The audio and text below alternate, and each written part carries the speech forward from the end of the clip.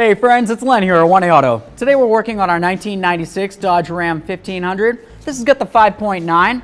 I wanted to show you something very basic, the radiator cap. It's going to be super simple to service / replace.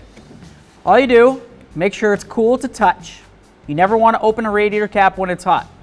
You want to make sure you have hand protection and of course eye protection.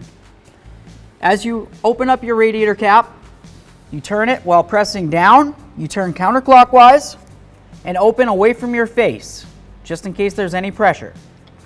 Once it's off, you can inspect it, make sure it looks like it's in good condition. If it's not and it's dry and cracked, you'd recycle this and then you'd replace it with a brand new one. So now we've got our radiator cap.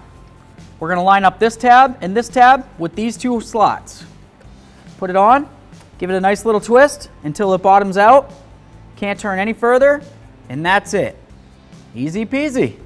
Thanks for watching. Visit 1AAuto.com, your place for DIY auto repairs, for great parts, great service, and more content.